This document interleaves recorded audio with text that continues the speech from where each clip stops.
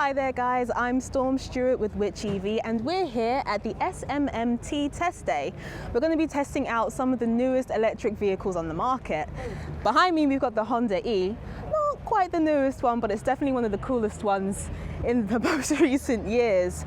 But let's go try some new ones. This is the Hyundai IONIQ 5. Not out yet, but you can pre-order it. Definitely one of the more eagerly awaited releases this year. So I'm here with Sylvie Charles, the product manager for the IONIQ 5. Can you tell me a little bit about this beauty right here?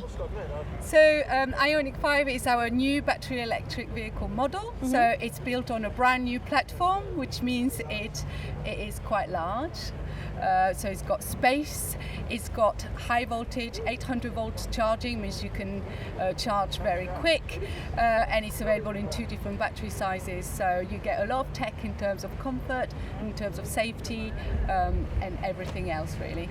Fantastic. And this is what trim? So this particular one is the launch edition Project 45, which was a limited number people in Europe could order. And it has all the features that can be selected on the car. From a UK range point of view, you can pretty much equal the spec. So if you order an Ultimate with the Tech Pack and the Eco Pack, you pretty much have the spec of the Project 45.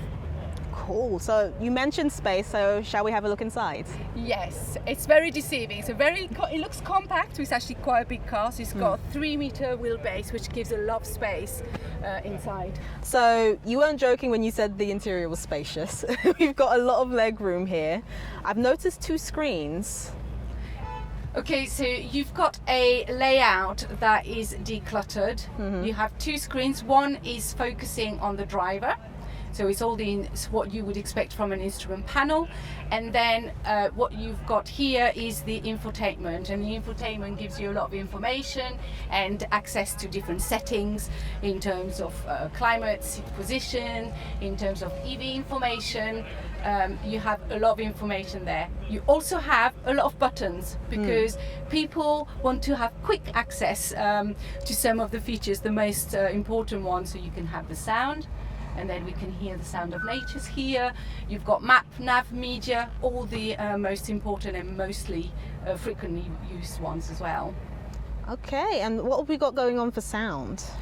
For sound, if you don't want to listen to radio, you can select different sounds. So you have the sound of nature, you have steps in the snow, you've got ocean waves. So when you use the relaxation seats, which are you completely, so you can slide down completely, and you've got extra support for your legs as well at the front. So there you go. Here should lift. Yeah, I see it. Yeah, and then you just slide down, and then you've got sound of nature, and you can relax while you charge your car. That's incredible.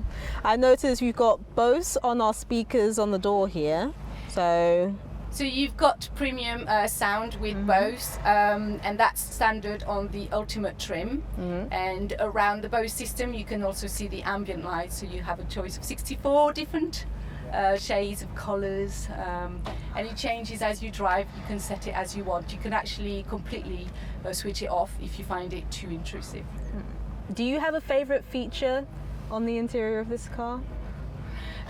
Yeah, well, quite a lot of things, but I do like the glove box because you just slide it open, and it's quite roomy and it's horizontal, so things stay secure inside it.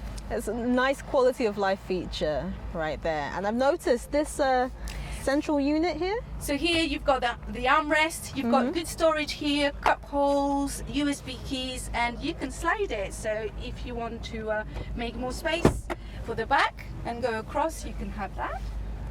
And if you want to create space at the front, if you want to slide across in a tight parking space, you can slide it back.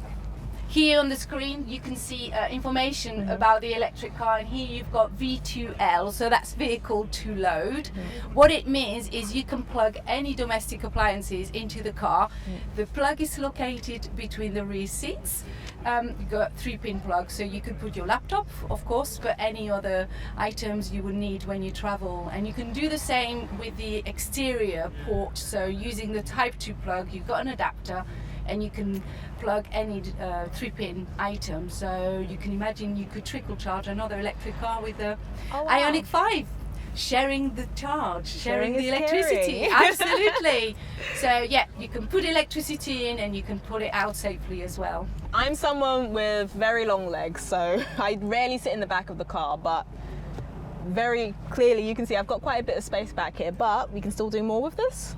Yeah, I can move you about. So they've got electric seats on this one, the powered seats. That's available on the launch edition only. But it just shows that even though you can, let me just move you, you can move them. So on the UK spec you can do that manually, but what it does, it creates a lot more space for the boot, and you still have plenty of space for your legs. Not bad. Speaking of the boot, shall we take a look and see how much space you've just made for us now? Yeah, let's have a look. So this, you would be able to plug to the main port by using an adapter, which is available, which is standard with the car. It comes with the stuff. It comes with the cables as well, 3-pin and the Type 2. So what's our capacity for the boot here? So the boot, if you have standard configuration, is about 590 litres. If you have all the seats folded flat, it goes up to 1,587, so it's a lot of space. So you can have golf clubs, people always ask, so you can have them horizontally pushed to the back. You can have dog crate, you can have long haul cases, about 3 fits in. So it's quite, it looks shallow, but it's really capacious. So our charging. So you have the CCS port. So this part is for charging at home, for example. When you're out and about, you use a direct current, so you use the CCS. As I explained, with the adapter that's delivered with the car, you can plug it on this part and then you can do the 3-pin, and that's when you can actually trickle charge another electric car. And so how long is it going to take to charge? So that really depends on the type of charging you use. So if we start with when you're out and about, a public charging network, direct current, that IONIQ or Instavolt, so up to 350 kilowatt, you charge 10 to 80% in 18 minutes. That's fast. So what you can get 230 miles really in 18 minutes. So you get a good range to start with, about 298 miles, and then you can top up very quickly. It does make it a lot easier to live with an electric car. Otherwise, at home, overnight, basically. Amazing. So you probably noticed that you have a clam shell. Is it clam shell it's called? So it's really encased the boot, the bonnet. And there you go. You've got access to extra storage. So what you would keep in there, this is a 4-wheel drive version of the IONIQ 5, so you've got 24 litres here. What you can use is you can use for your granny cable or the 3-pin. You could keep in there, or you could conceal, other, or put an umbrella. I think people will use this for storing items you occasionally use, because opening the bonnet is not as handy as opening the boot. But then you get a much bigger capacity when you get a 2-wheel drive car, because you don't have the front electric motor, so that gives even more storage space. Definitely a combination of technology and luxury and some really cool retro features on this car, isn't it? Well, absolutely. I mean, if you captured that from our chat, then I am happy. So yes, it looks amazing, offers a lot of space, so it also is practical, and then it's the future in terms of charging and range. So. And you mentioned pre-orders are already available now? Yeah, so it's available to order, and deliveries are starting at the end of July, so not long now. So we should see, hopefully, a few on the roads very soon. Thank you so much, Sylvie. That's great. So check this out. This is the Nissan Re-LEAF, a redesign of the Nissan Leaf as a disaster recovery vehicle, which is a pretty cool idea. This is Gavin Ward, he's head of press and PR at Audi. Thank you so much for talking with us. No problem. So can you tell us a little bit about what we're standing in front of here? Yeah, sure. So you've got a Q4 e-tron SUV. We do a sportback version as well. It's our 3rd EV that we've actually launched from Audi. So there was the e-tron originally, and then e-tron GT GT, and now this is the third one, and this is probably the cheapest one we do, the most entry level if you like. So it's a mid-ranged SUV. What special features on this one can you tell us about? So this car actually's got it's the latest one for us as an EV, so it's got the longest range, so it goes up to 313 miles on a full charge with this particular model.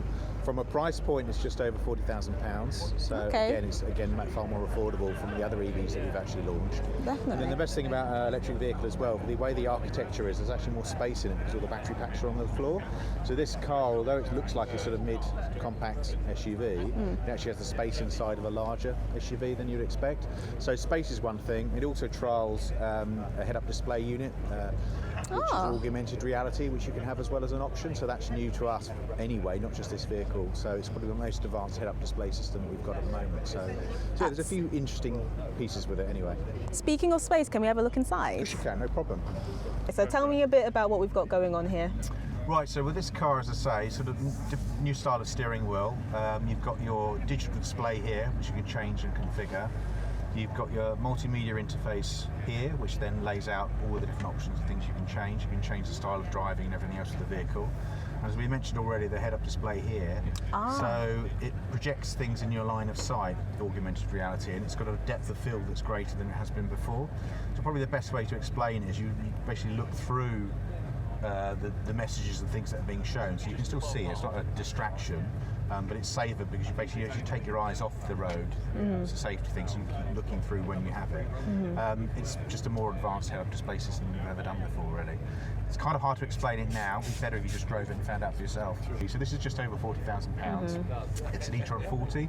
We'll do a 50 as well, which is a bit more of a performance version. And this is the SUV, and we also do a Sportback as well. So if someone wanted to customise a model like this, what extras could they add on? We offer a long list of extras you can okay. Well, not just colours and styles and wheels and things and fabrics and trims, but yeah, some of the electronic options and stuff. And we also do over-the-wire updates on vehicles now, so you can, if you wanted to. This car comes with matrix LED headlights, which is, again, it's an optional thing that you can then dial up or dial down according to when you want it. So in the summer months you may not want optional LED headlights, but you can then configure that on the car and have it done. So you can book that on a basis. You can have it from, say that again, you can book that from a basis on having it on a month, really, if you wanted to, in particular times of the year. And matrix LED headlights work brilliantly in the sense that they basically partition out the beam of headlight. So you have a car coming towards you, it basically blocks out that particular car, but you still have this line of sight with the headlights going past it. So it's a safety function as well. And it's very cool because it does real life show. It does. It sounds very cool. So this boot, it's big. It certainly should fit some things. You certainly get your golf clubs in if you're into golf. It's 520 litres normally. If we drop all the seats down, it goes to 1,490 capacity. Okay. To store lots of things. And then also underneath here, you've got storage cable, another hidden storage area just to keep all your cables and things tucked away. So that's something I wanted to check, what the charging port looks like. This has got charge as well. You've got options. So on the e-tron, the larger e-tron that we did first of all, there's two charging ports on that, one either side. And with the Q4 it's more conventional, but where you're used to having a fuel petrol gauge again. So it goes in there. Fantastic. Charging time on this takes from 0 to 80%. It takes around 38 minutes, I think it is, to charge the car up to the 80%, so which is about the same time as it takes to charge your mobile phone up, so it gives you an idea of a rapid charger how long that would take. This car is really comfortable to drive, handling's nice. It's so deceptive how fast you're going, you don't realise the speed you're going at. And I'm just putting my foot down a little bit, and already I'm at 30 miles per hour. It has the same platform as the Skoda and the VW, but it definitely feels different. Here we go.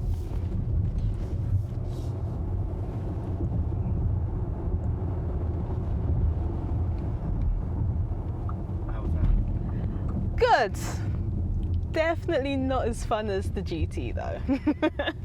This is the Audi e-tron GT, which may look very similar to the Porsche Taycan, but that's because they have the same platform. At low speeds, this is very comfortable. It's a really nice drive already. It's smooth. I'm really looking forward to getting onto the Alpine section just to feel what the acceleration is like. We are now entering the Alpine test track at Millbrook.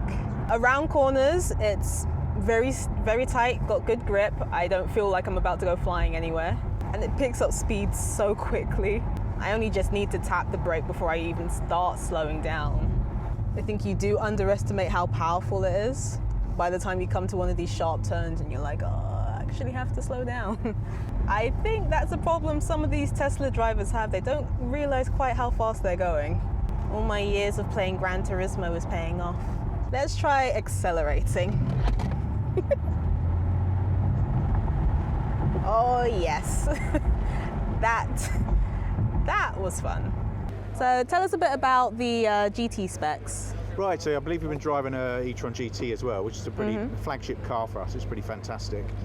So that car starts at £79,900. There's two versions of it. There's one called a Quattro and there's another one called an RS. So the RS version is obviously a high performance version, and the Quattro is the more entry level vehicle, if there is such a thing as an entry level vehicle at that level. Well, but, yes, so it does 0 to 62 in about 4.1 seconds for the Quattro, and for the RS it's about 3.3 seconds to 62. And the idea is obviously it's a performance car, so people think EVs can't be fast and desirable, and they are, because it looks great and it sounds great and it goes very fast, but you know that because you've been in it. I can attest to that, yes. It goes very fast, it's very satisfying. So yeah, and it comes with a 93 kilowatt battery, and the RS model does about 283 miles on a single charge, full charge, and the Quattro one does 296 miles on a full charge. So you've got a range as well as performance. Clearly the range will go down if you drive very fast, but and enjoy the car, but that's expected anyway. But certainly more than most. Most people do 20 to 25 miles a day commuting, or driving in general, so you've got more than enough range from any of the EVs you've got here to enjoy the car. Great. So ever since the 1920s, I've wanted to drive one of these. This is a Bugatti Type 35 racing car, absolutely astonishingly successful motor vehicle. So, actually you can tell I haven't grown in size. This one is actually smaller because this one is from the little car company. We have here, if you'd like to come forwards, we have, and you notice something is missing here as well, which is the steering wheel. I'm very glad that they took this out, because after all the pies I had over lockdown, I don't think I'd have been able to get in otherwise. So tell me about this car, Emily. Yeah, so we're the little car company. We have partnered with Bugatti to create this. So it's a 110th anniversary present to themselves. 75% scale of the original Type 35. We 3D scan the original and essentially shrunk everything. We've tried to keep all of the details as authentic as possible, and where we haven't been able to keep the original details, we have then repurposed them. So for example, you'll see what originally was the fuel cap on the back, that is now the charging point. But as close as possible, all the details have been replicated down to the font on the dials. We have a solid silver Bugatti macaron on the front of the car, and even the suspension geometry has been mirrored. Excellent. So what are the specs on this? So let's say I'm 5 years old, can I drive this car still? Absolutely. So the idea is these cars can be for all ages. A lot of our clients buy them for themselves, for track days, to drive around their private estates, but then we also have children who want to drive them as well. So there is different driving modes for the car, so you can limit the car to 15 miles an hour if needed, if a child is in the vehicle, or we do have the top driving mode, which will be able to reach 42 miles an hour if an adult wants to drive it. So which one are you going to let me try? 15, I think. Today. 15, okay. So this sounds, if you ask one of my children, particularly my youngest, this is the perfect car for me because it's about right for my mental age. Brilliant. Right. Well, as well as that, we have got a sliding pedal box, and you see you've got the seat bolster as well, so all shapes and sizes can fit into the car. If you have got a little one in the car, there is also a remote kill switch. So if the child is driving very suddenly towards a pond, you can click the remote kill switch and the car will gently come to a stop. Brilliant, so I think I should probably give it a try. Absolutely, enjoy. Thank you. Means you're ready to drive, and off you go. Going to get these guys out of the way. You have got a horn if you want to press it. It's down there, the middle button. Marvellous. This motoring thing might just catch on, you know. Not really sure.